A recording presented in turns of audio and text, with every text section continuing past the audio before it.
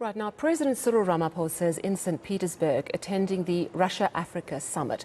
President Vladimir Putin, in opening the event, said his country supports African nations and hopes to increase trade and investment with the continent. There are in total 21 African leaders at that event in Russia. And of course, next month in South Africa, Putin will not be attending the BRICS summit.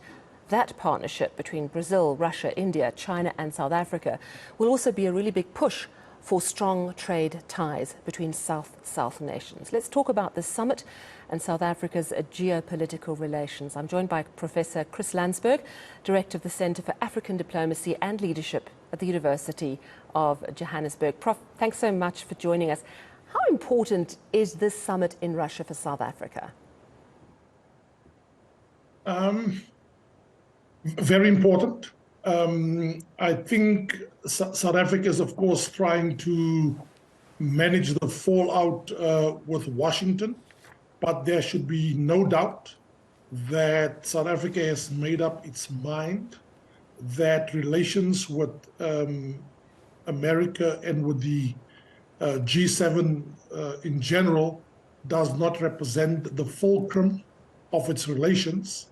Of course, it faces the challenge that it has to restore those relations to a large degree, because if you look at the foreign policy imperatives of our country, South Africa can hardly afford not to relate to those countries.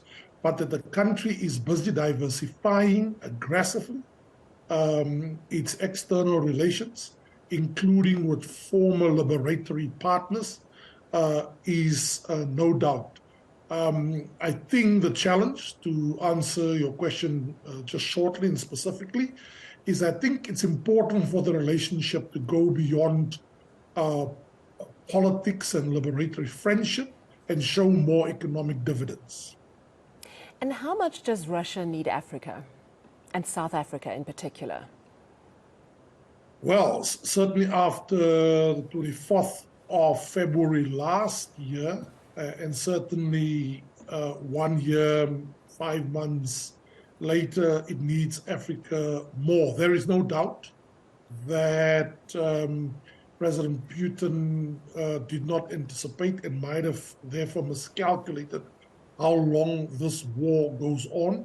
And the longer the war goes on, the more the objective of the West is not only to bring the war to an end and to restore Ukraine's territory, but to isolate and ostracize Russia almost completely, certainly out of any prospects of the Western club.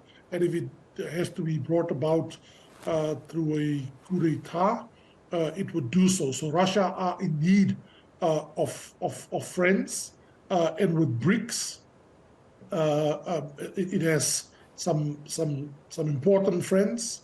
And an expanded BRICS will be very important. And again, just specifically on your question, Africa is the largest voting bloc on the UN Security Council. And I will be very interesting after our interview to do an exercise to see with that controversial vote of last year. Well, it was controversial for some, certainly for South Africa. They didn't see that way. How many of those presidents are there? So there's a scramble for Africa. There's a new scramble for Africa politically. There's a scramble for Africa economically, and there's certainly a scramble for Africa's resources. So, you know, it's interesting because I think it was last week that Trade Minister Ibrahim Patel was in the United States. He was talking about an early extension of the African Growth and Opportunities Act deal, which is really beneficial to South Africa and other African countries. So, bearing in mind what you've just said, is our relationship with Russia actually going to do any potential harm to deals like AGOA?